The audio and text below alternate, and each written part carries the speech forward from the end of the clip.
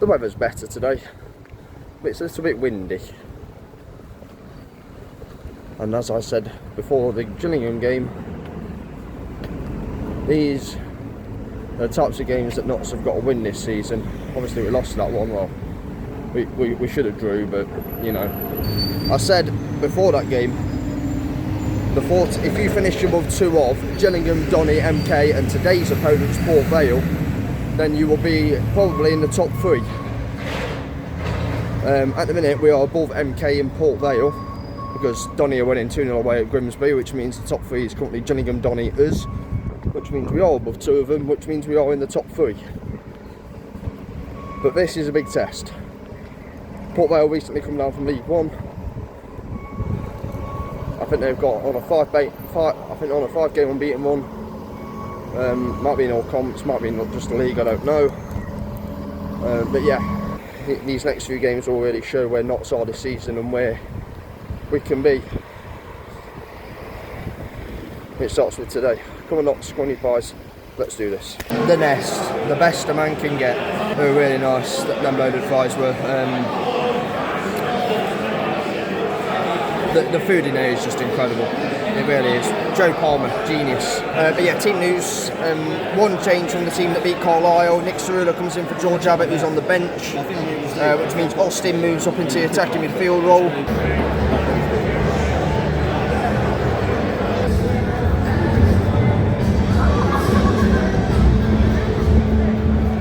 I just got called a Dan Crowley lookalike by the guy at the turnstile. I wish I had his talent. Yeah, early kick-off scores, Donny, I think they were 3-0 up against Grimsby last time, and it was goalless between Fleetwood and Bromley.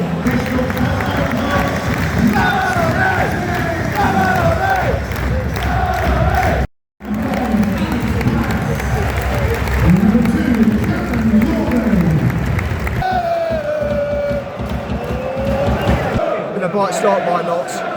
The energy's there, winning the ball back well. We forced an early corner, well, a very early corner, it was like inside the first minute. Crowley and Gordon are doing well, winning the ball back. Robbo's putting himself about well. Cerula's battling. First proper chance, and it was that man. Crossed by Gordon to the back post. Missed everyone, Cerula kept it in. He put a cross in from the left hand side and it missed everyone again. Then Gordon pulled it back. It pulled it back for Crowley and it's his first time shot went over the bar. We can't get a clean strike on it at the minute. Of course, to the back post caused all sorts of chaos. Cerula hit it, bounced it into the ground, and Jatta couldn't connect properly with the header.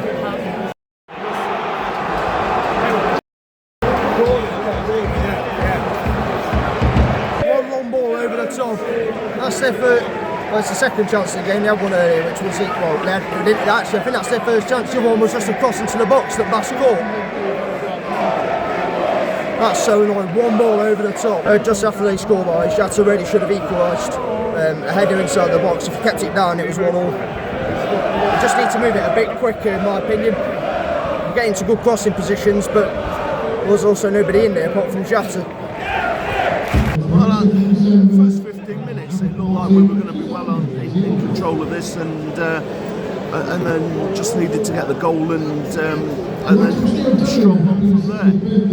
I'd like to see us get a little bit more support for Jatta, and he's had a couple of very, very good chances, unlike him not hitting the target, but he's been on his own a lot of that half. There's been times the ball's been out wide, and then Cerula or Crowley or Gordon have looked up and there's one bloke to aim at. Let's do something a little bit quicker. Maybe, we keep hearing coaches saying it, maybe just be a little bit braver around the box. We're playing it a little bit safe.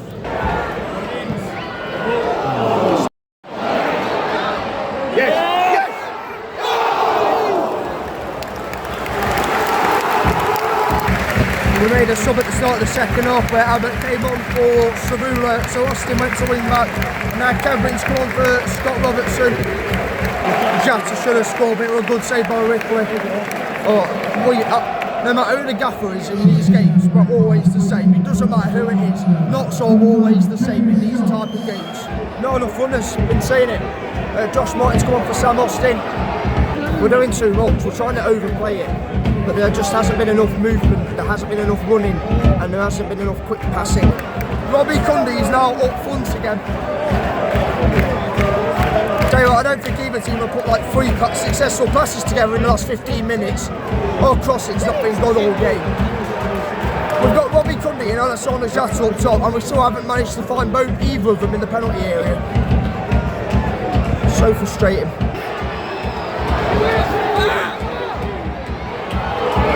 Robbie Cundy! Slow, by the time we kept giving the ball out to Gordon, but by the time we gave it to him, he was already closed down. We kept seeming to pass the ball to the player's wrong foot, so they've got to take a touch instead of being able to just have a first-time ball into the box. We still created chances, so Jata had another one, Cundy had one. We could still have done it, but fair play to Port Vale, they held the shape well, they kept us at bay. And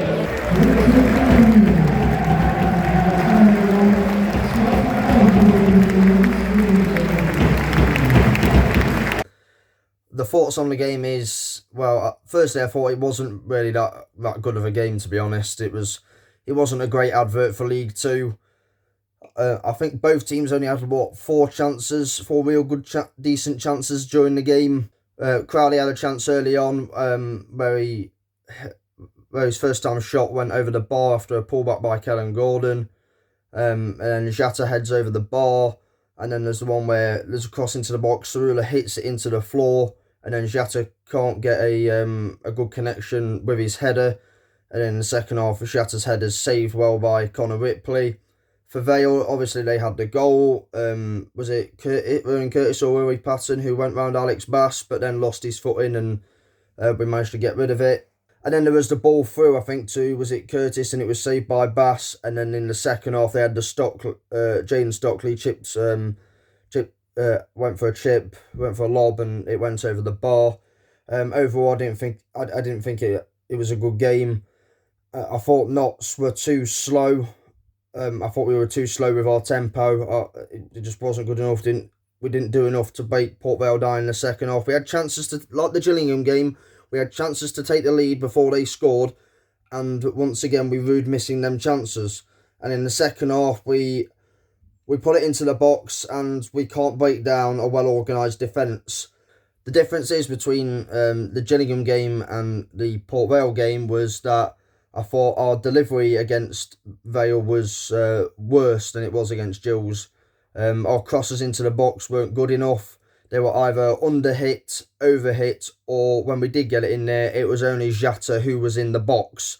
And that meant it was easy for Port Vale to get it clear. Jesse Debber and Ben Hennigan.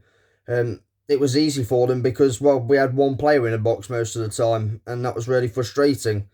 On Tuesday, we had, not the Tuesday it's gone, the game against Carlisle.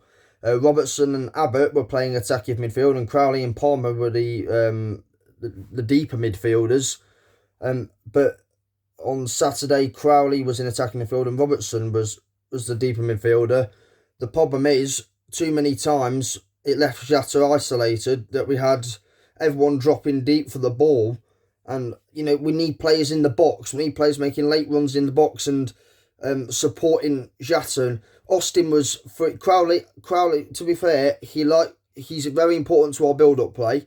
And he likes to see a lot of the ball. I mean, he was fantastic against Grimsby. He was very good that night. That was another thing as well. Too many times. That's the point I'm trying to get onto. Is it took us too many passes for us to get it out to our intended target. Really, we were making like 2 or 3 more passes than we actually needed to get it out wide or into the box. It was a bit too slow. We were a bit naive.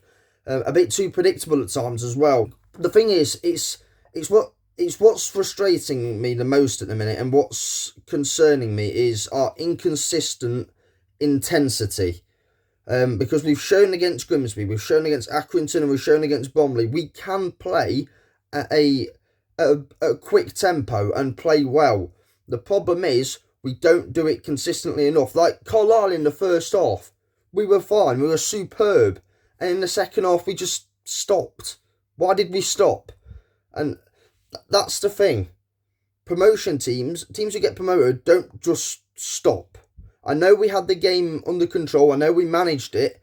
But there was no reason for something just like backing off into our own penalty area, and then Carlisle had most of the chances in the second half. And at the minute, Jody Jones is obviously out. Curtis Edwards, whose his press is really important to us, and Connor Grant is also injured as well.